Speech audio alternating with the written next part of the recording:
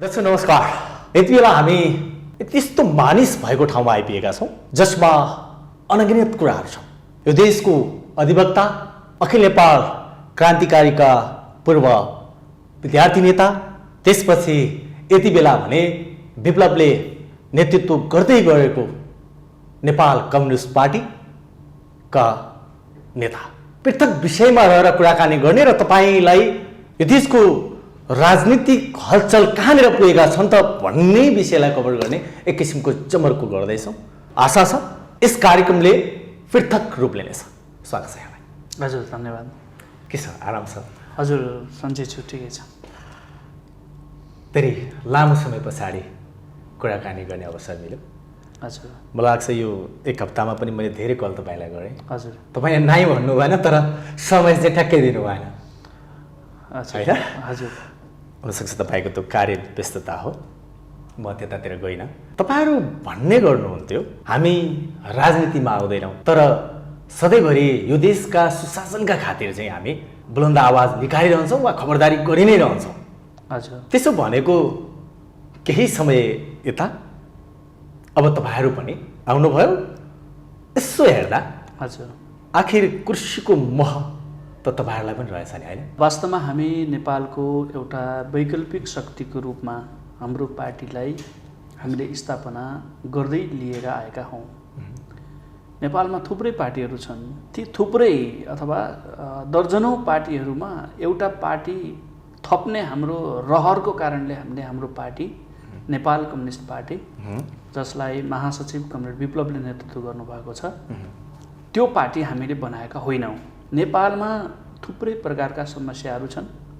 विशेष गरी दुई खालका समस्या छन् जो नेपालको राजनीतिक पार्टीहरूले नेपालको राणा शासन अन्त्य हुने बेलाको समयदेखि अथवा नेपालमा राजनीतिक पार्टीहरूको उदय भएको समयदेखि उठाउँदै आए, तर आफैले उठाएको एजेन्डामा नेपालका राजनीतिक पार्टीहरू कहिले इमान्दार भएनन्। त्यो एजेन्डाहरू के हो त भन्दा, एउटा राष्ट्रियताको एजेन्डा, राष्ट्रिय स्वाधीनताको एजेन्डा, अर्को जनतन्त्रको एजेन्डा। यो दुईटा कुरा हो। नेपालका सम्पूर्ण राजनीतिक दलहरूलाई तपाईँले हेर्नुभयो भने एउटा नेपालमा विदेशीहरूको ठुलो हस्तक्षेप हुने गरेको छ। साथ वरिपरि तपाईँले हेर्नुभयो भने त ब्रिटिसहरू, इन्डियनहरू नेपालको क्याबिनेटमै आउँथे, नेपालको मन्त्री परिषदमै उनीहरूको उपस्थिति रहन्, अथवा विदेशीहरूको यस्तो हस्तक्षेप थियो कि त्यो हस्तक्षेपबाट नेपाललाई मुक्त गर्नुपर्ने। त्यसकारणले त्यहाँ राष्ट्रिय स्वाधीनताको प्रश्न मुख्य प्रश्न थियो र त्यो एजेन्डा नेपालका सबै राजनीतिक दलहरू, ती काङ्ग्रेस हुन्, कम्युनिस्ट हुन्, जसुकै हुन्, तिनले उठाउने गर्थे। अर्को, जहाँनिया राणाहरूको शासनबाट चाहिँ नि उत्पीडनमा परेका जनतालाई जनअधिकार दिलाउनु थियो, उनीहरूलाई आफ्ना नैसर्गिक अधिकारहरू, नागरिक प्रदत्त अधिकारहरू उपलब्ध गराउनु पर्ने थियो। त्यो कुरा त्यो राज्य व्यवस्थाबाट सम्भव थिएन। त्यसकारणले जनताका हरेक अधिकारहरूलाई सुनिश्चित गर्छौँ हामी भनेर नेपालमा राजनीतिक दलहरू आए। तर आजसम्मको करिब 70 वर्षको इतिहासमा नेपालका कुनै पनि राजनीतिक पार्टीहरूले राष्ट्रियता र जनजीविकाको सन्दर्भमा उल्लेख्य काम गर्न सकेनन्।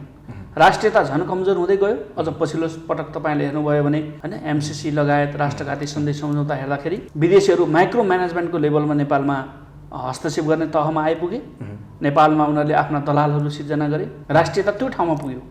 जनजीविका हेर्ने हो भने गरिबी, बेरोजगारी, होइन, अशिक्षा अथवा शिक्षित पनि बेरोजगार, जुन एउटा डरलाग्दो खालको चित्र जनअधिकारको पक्षमा देखियो, त्यो समस्या हल गर्ने नेपालमा राजनीतिक पार्टी भएनन्। यसको विकल्पमा हामीले नेपालको राष्ट्रियता र नेपालको जनजीविका सन्दर्भमा हामी काम गर्छौँ भनेर यो पार्टी हामीले निर्माण गरेका हौँ। सर, तपाईँलाई अलिकति रोक्नुहोस् है। तपाईँ विद्यार्थीको अभिभावक, तपाईँहरूले सधैँभरि कलेजदेखि रोडसम्म चाहिँ सुशासनका लागि आवाज उठाउनु भयो र यति बेला पनि तपाईँहरू त्यही नै भनिराख्नु भएको छ, तर भएको चाहिँ कहिले छैन। विद्यार्थी आन्दोलन चाहिँ कता जाँदैछ, अलिक नबुझेको कुरा के हुनेछ? वास्तवमा नेपाल मुखमा विद्यार्थी आन्दोलनमा थुप्रै समस्याहरू छन्। इतिहासदेखि अहिलेसम्म हेर्दाखेरि नेपालको विद्यार्थी आन्दोलनले ठुल्ठुला परिवर्तनहरूमा साथ दिएको पनि छ र परिवर्तनको मुख्य भूमिकाको रूपमा, मुख्य वाहकको रूपमा विद्यार्थी आन्दोलनले काम गरेका छ।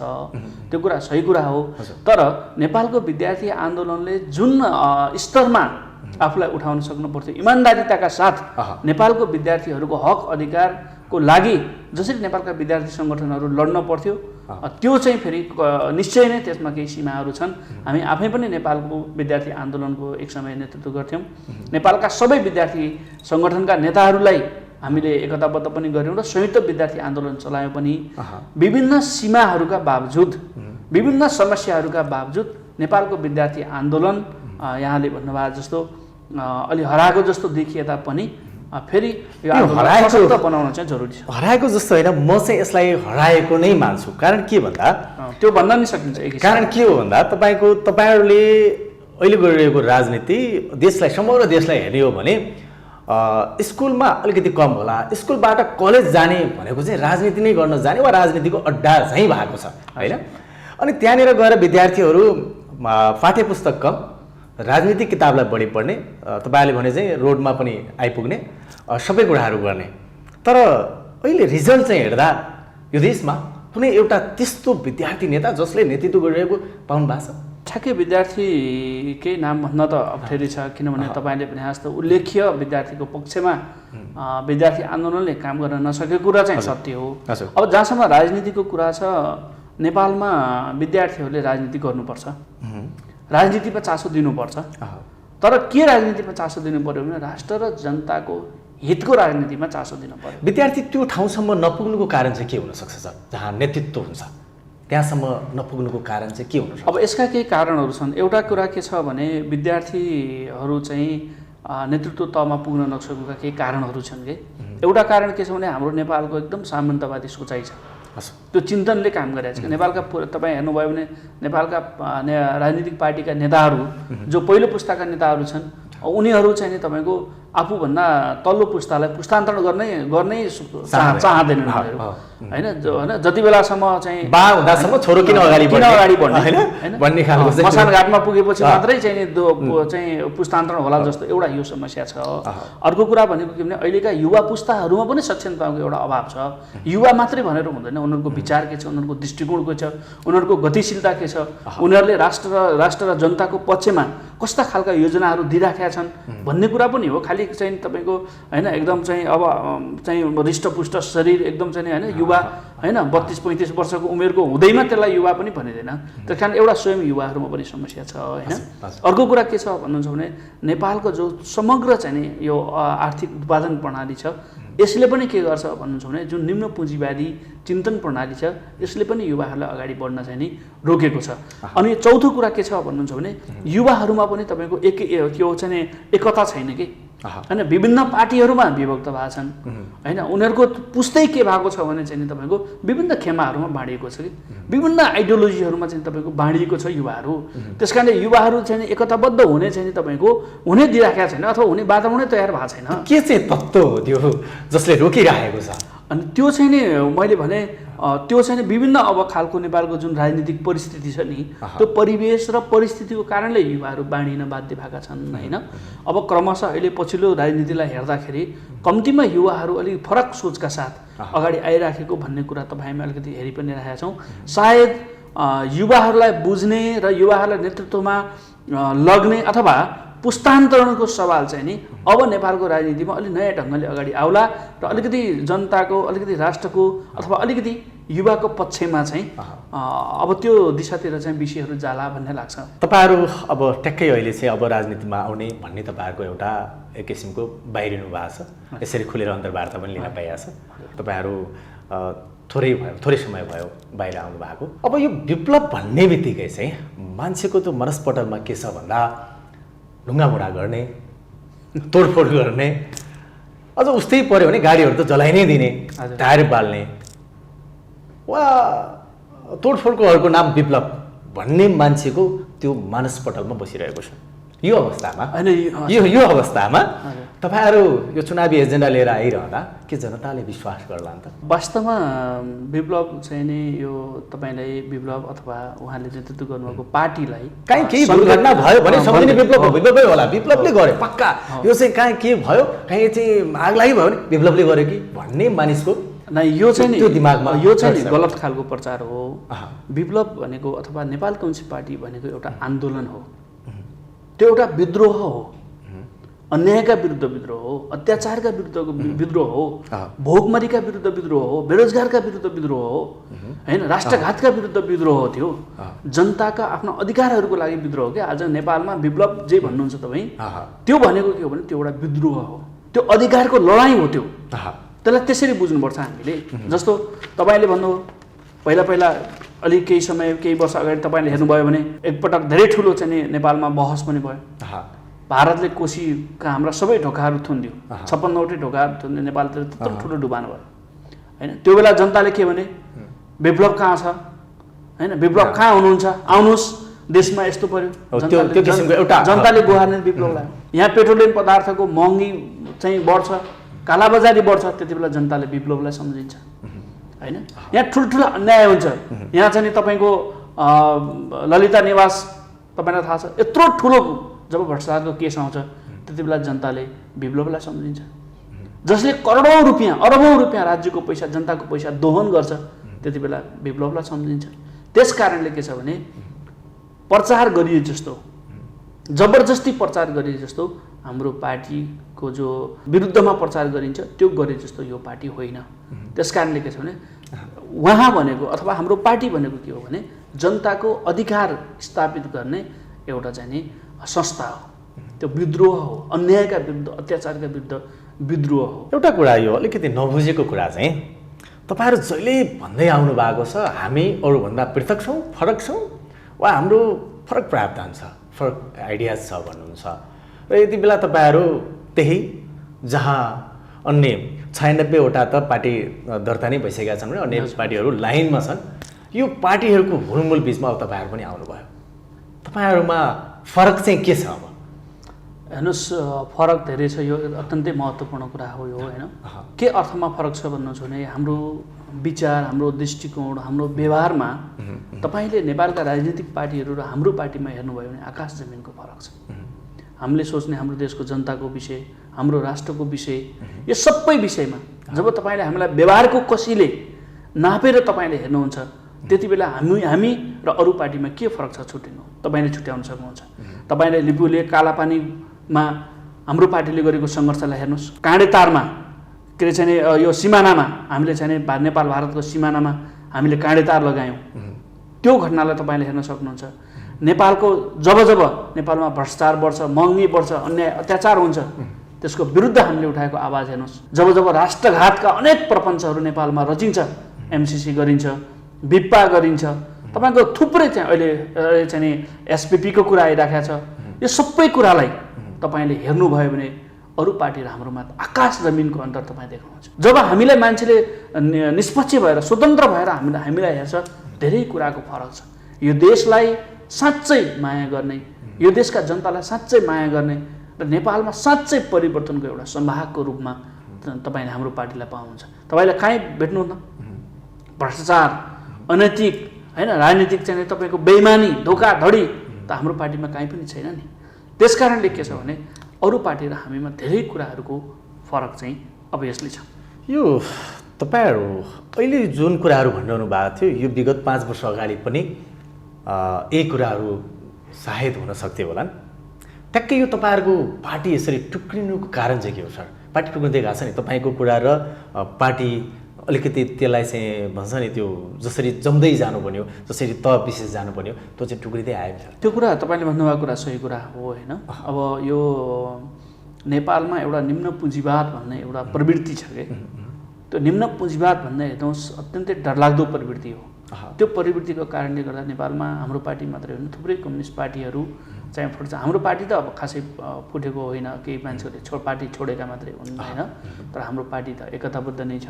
तर नेपालमा कम्युनिस्ट आन्दोलनलाई, नेपालमा कम्युनिस्ट पार्टीहरूको एकतालाई एउटा सबभन्दा ठुलो च्यालेन्ज चाहिँ नि तपाईँको निम्न पुँजीवादी प्रवृत्तिले गरिराखेको छ होइन। त्यस कारणले गर्दाखेरि पार्टीहरूमा यस्ता खालको समस्याहरू आउँछन् होइन। अब यो कस्तो हुन्छ राजनीतिक आन्दोलन भने हेर्नुहोस्, यो मान्नुहोस् तपाईँ धनगढीबाट काठमाडौँ आउने बस जस्तै हो है। धनगढीबाट काठमाडौँ तपाईँ बसमा आउनुभयो भने होइन, कोही मान्छे कोही लमई झर्छन्, कोही बुटवल झर्छन् होइन, अनि त्यसपछि कोही मुङ्लिङ झर्छन्, कोही यता मलुकुतिर झर्छन्, मान्छे झर्दै झर्दै आउँछन्, अनि मान्छे चढ्दै चढ्दै पनि आउँछन् कि। सबै धनगढी चाहिँ बाट चढेका मान्छेहरू काठमाडौँ आइपुग्छन् भन्ने छैन होइन, बिचबिचमा झर्छन् र बिचबिचमा चढ्छन् पनि। तर धनगढीबाट भरि हिँडेको गाडी काठमाडौँ आउँदा नि भरि चाहिँ हुन्छ फेरि होइन, भरिएको चाहिँ हुन्छ त्यो कि।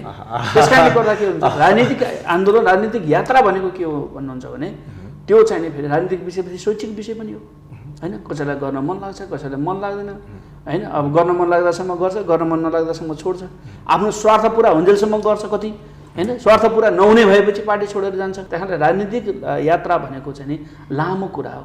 विषय भनेको हामीले उठाइरहनु पर्छ होइन। जस्तो 4-5 वर्ष पहिला पनि तपाईँहरूले यो कुरा यही कुराहरू गरिरहनुहुन्थ्यो, अहिले पनि त्यही कुराको रिपिटेसन गरिरहनु भएको छ। तपाईँले जो भन्नुभयो त्यो कुरा हो पनि होइन। जबसम्म चाहिँ तपाईँको मान्छेले खाना पाउँदैन, मान्छे भोको रहिरहन्छ नि, त्यो बेलासम्म मान्छे भोको छ त भन्न पर्यो त।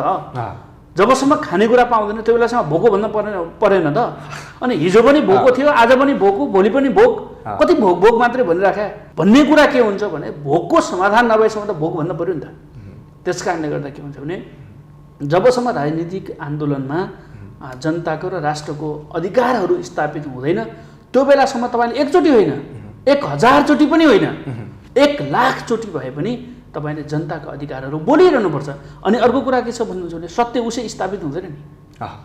सत्य तपाईँलाई लाग्दो हो अथवा कति मान्छेलाई लाग्दो हो कि सत्य कुरा त उसै स्थापित हुन्छ, हुँदैन अहिले होइन। तपाईँ अहिलेको पुँजीवाद दलाल पुँजीवादी युग हो। त्यस कारणले तपाईँले सत्य कुरा गरेपछि त्यो चाहिँ एकदम त्यो अटोमेटिक स्थापित हुन्छ भन्ने होइन त्यो होइन। अब अझ धार्मिक धर्म मान्नेहरूले पनि धर्मभिरुहरूले पनि यो चाहिँ के कलियुग भन्छन् यसलाई होइन।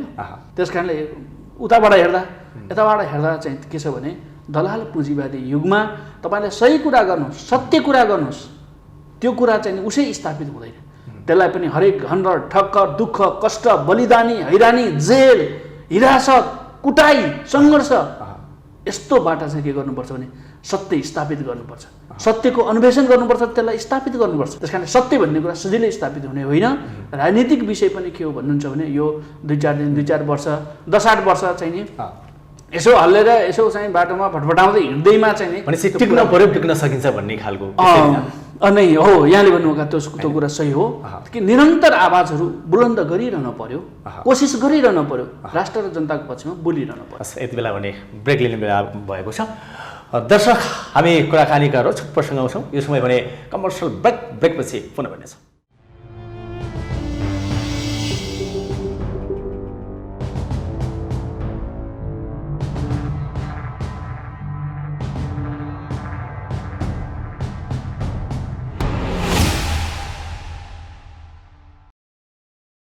ब्रेकपछि पुनः स्वागत छ। हामी कुराकानीका प्रसङ्गमै छौँ। आज हामीसँग हुनुहुन्छ अखिल नेपाल क्रान्तिकारीका अध्यक्ष चिरञ्जीवी ढकाल र विप्लवले नेतृत्व गर्दै आएको नेपाल कम्युनिस्ट पार्टीका नेता। यति बेला चाहिँ देश बालिमय भएको छ। हजुर, अझ हर्कहरूले त एक किसिमको झट्का नै दिएका छन् यी ठुला ठुला पार्टीहरूलाई। हजुर, ठ्याक्कै यसो यो हेरिरहँदा, यी दृश्यहरूलाई देखिरहँदा, एकाध यी मुनाहरू पलाइरहँदा चाहिँ अब देशमा जनताको छोराले प्रधानमन्त्री बन्न सक्ने सपना देख्ने एक किसिमको अवस्था आउला चाहिँ लागेको हो। वास्तवमा यस्तो छ, यसलाई यो बालेन हर्क साम्पाङ जो नयाँ स्वतन्त्र केही साथीहरू आउनु भएको छ, यो एउटा नयाँ पुस्ताले अथवा नेपाली जनताले काम हेर्न थालेछन् या जनताले अब काम हेरेर दिने भए है भोट चाहिँ होइन, नयाँ खालको चाहिँ देखियो, नयाँ तरिकाले सोच्न सुरु गरेछन् मानिसहरूले होइन भन्ने एउटा विश्लेषण चाहिँ हामीले गर्न सक्छौँ। अर्को के हुन सक्छ भने अलिकति चाहिँ नि नेपालको पोलिटिकल पार्टिजहरूमा जुन प्रकारको एउटा चाहिँ विकृति विसङ्गतिहरूको थुप्रो छ, त्यो थुप्रोबाट जनता आजित भएका रहेछन् र विकल्प खोजिराखेका छ जनताले भन्ने एउटा यो पनि चाहिँ तपाईँको सङ्केत हो। बालेनको हेर्दा त गएको 5 वर्ष अगाडि नै म त्यो दिनमा मात्रै भोट हाल्छु, जुन दिन मेरो पहिलो भोट नै म आफैलाई हाल्छु भन्ने खालको उहाँको त्यो स्ट्याटस पनि उहाँले लेख्नु भएको रहेछ फेसबुकमा 5 वर्ष अगाडि नै। उहाँलाई जसरी पब्लिकले यो चाहिँ नि जनताको मान्छे हो, यसलाई भोट हाल्नुपर्छ, यसलाई जिताउनुपर्छ भनेर जन इन्ट्रेस्ट नदेखिकन मान्छेहरूले भोट हाले, त्यसै गरी उहाँको कार्यकाल सम्पन्न होस्, उहाँले महानगरवासीलाई राष्ट्र र जनताको पक्षमा विशिष्ट योगदान गर्न सक्नुहोस्, उहाँलाई शुभकामना छ। भनेपछि हामी यो जनताले प्रत्यक्ष कार्यकारी चुन्ने व्यवस्था सम्भावना छ हाम्रो जस्तो देशमा?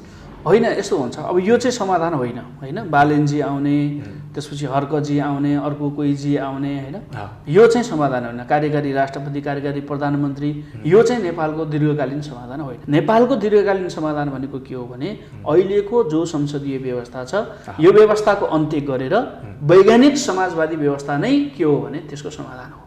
किन त्यस्तो हो भन्नुहुन्छ भने बालेनजी आउने, अरू कोही साथीहरू आउने, त्यसपछि यो प्रत्यक्ष कार्यकारी राष्ट्रपति, यस्तो उस्तो जे कुराहरू आइरहेछ यो चाहिँ के हो भने त्यो अजिङ्गरको पेटभित्र चाहिँ नि खेल्ने कुरा मात्र भनेको पिल्सिन्छ भन्न खोज्नु भएको। यहाँबाट सल्युसन आउँदैन, किनभने जस्तो तपाईँ देख्न सक्नुहुन्छ होइन, अब धेरै यहाँ के तपाईँहरूलाई हामीले त्यत्रो धेरै समयदेखि राजनीति गऱ्यौँ, अब कहाँ अहिले आएको मान्छेले ठ्याक्कै होइन त्यस्तो होइन, त्यस्तो एउटा त्यो डर हो कि त्यस्तो उहाँले सक्नुहुन्न नि त। तपाईँ बालेनजीको नियति हेर्नु होला, तपाईँ हेर्दै जानु होला, उहाँ राम्रो मान्छे हुनुहुन्छ होला, मेरो त्यस्तो केही छैन, तर के उहाँले साँच्चै काम गर्ने वातावरण पाउनुहुन्छ त यो व्यवस्थामा? पाउनुहुन्न नि त, पाइराख्नु भएको छैन। राम्रो काम गर्नुभयो भने त सपोर्ट त जनताको हुनेछ नि, होइन? अब यो चाहिँ कस्तो हुन्छ, यो भन्न जति सजिलो हुन्छ व्यवहारमा त्यति सजिलो हुँदैन क्या।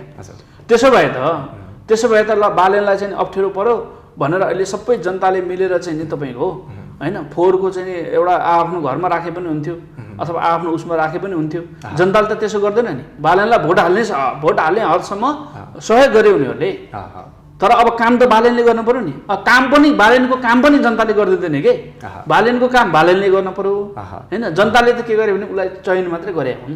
त्यस कारणले गर्दा के हुन्छ भन्नुहुन्छ भने यो व्यवस्थामा जति भन्न सजिलो छ नि होइन त्यो कुरा गर्न गाह्रो छ, यहाँ हुँदैन। त्यस कारणले के हो भने यहाँ अझै पनि के भ्रम छ मान्छेहरूलाई भने राम्रा व्यक्तिहरू आए भने त चाहिँ राम्रो गर्न सक्लान् भन्ने छ। केही गर्लान् पनि अभियसली, केही होला पनि, तर त्यो के हुन्छ भने त्यो सुधार हुन्छ कि त्यो रिफर्म हुन्छ, रिभोल्युसन हुँदैन क्या।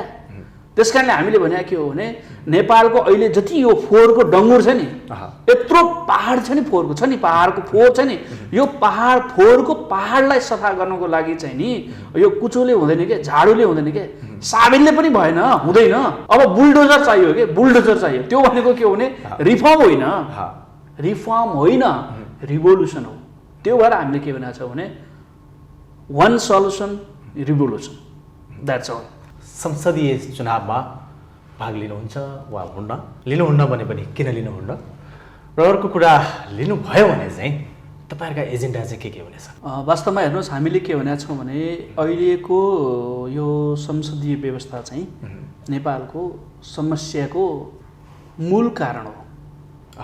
यसको मूल क्रक्स अफ द प्रब्लम हुन्छ नि, क्रक्स अफ द प्रब्लम, यसको चाहिँ नि मूल अहिलेको जति पनि हामी समस्याहरू देखिरहेछौँ नि, शिक्षा, स्वास्थ्य होइन, रोजगारीमा समस्या, जनताका चाहिँ जनजीवनसँग सम्बन्धित समस्या, राष्ट्रियतासँग सम्बन्धित समस्या होइन, जनताको दैनिकीसँग सम्बन्धित समस्या, यो सबै समस्याको जड कहाँ छ, यसको मेन चाहिँ तपाईँको मुहान के हो, यसको स्रोत के हो भन्दा अहिलेको संसदीय व्यवस्था हो नेपालको सन्दर्भमा। त्यस कारणले हामीले के भन्यो भने संसदीय व्यवस्था यसको अन्त्य गर्नुपर्छ भनेर हामीले भनिरहेका छौँ। हाम्रो कुरा स्पष्ट छ। अब संसदीय निर्वाचनमा हामी गएको स्थानीय निर्वाचनमा हाम्रो पार्टीले पार्टी चुनावमा दर्ता गरेर नजाने तर देशभक्त एमसिसीका विरोधी र चाहिँ नि यो देश र जनतालाई माया गर्ने व्यक्तिहरूलाई सहभागी गराउने र त्यस्ता उम्मेदवारहरूलाई सहयोग गर्ने नीति अन्तर्गत पार्टीले स्थानीय चुनावमा भाग लियो। तर अब आउँदै गरेको संघीय चाहिँ निर्वाचनमा भाग लिने नलिने भन्ने जो प्रश्न छ यसमा हाम्रो पार्टीले अहिले निर्णय गरिसकेको छैन। गएको स्थानीय निर्वाचनमा हामीले किन भाग लिनुपर्छ अथवा हाम्रो प्रतिनिधिहरू पठाउने र एमसिसी राष्ट्रघाती एमसिसीका विरोधी र देशभक्त प्रतिनिधिहरूलाई किन सहयोग गर्नुपर्छ भन्दा हाम्रा केही तर्कहरू थिए। किन गर्नुपर्छ तिनीहरूलाई र सहभागी किन गर्नुपर्छ भने देशमा राष्ट्रियताको धेरै ठुलो सङ्कट देखा पर्यो। त्यस कारणले गर्दा हामीले चाहिँ नि राष्ट्रियताको पक्षधरहरूलाई मद्दत गर्नुपर्छ र त्यस्ता उम्मेदवार सहभागी गराउनुपर्छ भनेर हामीले भन्यौँ। अर्को हाम्रा जनता छन् नि त, हाम्रा आधार इलाका छ, हाम्रो जनताहरू छन्, देशैभरि लाखौँ हाम्रो पार्टीलाई माया गर्ने, समर्थन गर्ने, सपोर्ट गर्ने जनताहरू छन्। ती जनताहरू जसलाई अहिलेको संसदीय व्यवस्था चाहिँ नि बेकारको व्यवस्था लागेको छ, तिनीहरूले यही संसदीय व्यवस्था अन्तर्गतको चाहिँ तपाईँ निर्वाचनमा अरू पार्टीहरूलाई किन हाल्ने? जसले संसदवादको चाहिँ वकालत गरिरहेका छन् ती पार्टीहरूको उपयोगमा आफ्नो जनतालाई पर्न किन दिने? त्यस कारणले त्यो त वैज्ञानिक समाजवादको मत हो नि त, होइन? हामीले करिब 1.5 लाख जस्तो मत अहिले देशभरिबाट हामीले एकदम सीमित ठाउँमा मात्रै हामीले उम्मेदवारहरू पठाएको थियौँ। करिब 1.5 लाख मत हामीलाई प्राप्त भयो, होइन? करिब तपाईँको 10% ठाउँमा पनि हामीले उम्मेदवार पठाएका थिएनौँ। त्यति भित्रमा पनि हामीलाई के भयो भने 1.5 लाख मत प्राप्त भयो कि, होइन? त्यो भनेको के हो भने, त्यो मत भनेको के हो भने त्यो वैज्ञानिक समाजवादको चाहिँ मत हो क्या, त्यो अहिलेको संसदीय व्यवस्थाको मत होइन। त्यसकारण हामीले के भनेका छौँ भने अब आउँदो जो सङ्घीय निर्वाचन छ, प्रदेशको निर्वाचन छ, यसमा चाहिँ नि अब हामीले हाम्रा प्रतिनिधिहरू पठाउँदा अथवा नपठाउँदा यसको चाहिँ कस्तो खालको असर पर्छ, हाम्रो जनतालाई अरूले उपयोग गर्ने अथवा अरू चाहिँ संसदवादीहरूले उपयोग गर्ने सम्भावना कस्तो हुन्छ, यो सबैलाई हेरेर हामी चाहिँ उपयुक्त निर्णय लिन्छौँ। हाम्रो पार्टीको 9औं केन्द्रीय महाधिवेशन हामी असोज 1 गते काठमाडौँमै उद्घाटन गर्दैछौँ। त्यो महाधिवेशनपछि चाहिँ नि हामी त्यही महाधिवेशनबाट अथवा त्यसकै वरिपरिबाट चाहिँ नि चुनाव सम्बन्धी के गर्ने, प्रयोग गर्ने अथवा नगर्ने भन्ने कुरा चाहिँ हामी सार्वजनिक गर्छौँ। अहिले चाहिँ हामी निर्णयमा पुगिसकेका छैनौँ। निकै रोचक कुराकानी भयो। तपाईँले प्रश्नलाई मजाले चिर्ने कोसिस गर्नुभयो। समय र साथको लागि आभारी छु। यहाँलाई पनि धेरै धेरै धन्यवाद। एउटा तपाईँको लोकप्रिय संवाद अन्तर्क्रिया कार्यक्रममा मलाई बोलाउनु भयो र हाम्रो पार्टी र मेरा आफ्ना विषयहरू राख्ने अवसर प्रदान गर्नुभयो। तपाईँ युवा पत्रकार साथीलाई मेरो तर्फबाट धेरै धेरै धन्यवाद। जस्तै यति बेलासम्म तपाईँले हेर्नुभयो, सुन्नुभयो, यो देशको अधिवक्ता, त्योभन्दा पनि अलावा यो देशको युवा नेता जो अखिल नेपाल क्रान्तिकारीका पूर्व अध्यक्ष हुनुहुन्थ्यो र यति बेला विप्लवले नेतृत्व गर्दै गएको नेपाल कम्युनिस्ट पार्टीका नेता, जससँग हामीले वाद संवाद गऱ्यौँ, उहाँसँग केही कुराकानी चिर्ने कोसिस गऱ्यौँ, उहाँसँग भएका कुराहरूलाई तपाईँमाझ राख्ने एक किसिमको चमर्को गऱ्यौँ। तपाईँलाई भने हाम्रो कार्यक्रम कस्तो लाग्यो प्रतिक्रिया दिन नभुल्नुहोला भन्दै क्यामेरामा ज्यासनको साथमा म राजन पनि बिदा माग्छु। हस्त नमस्ते।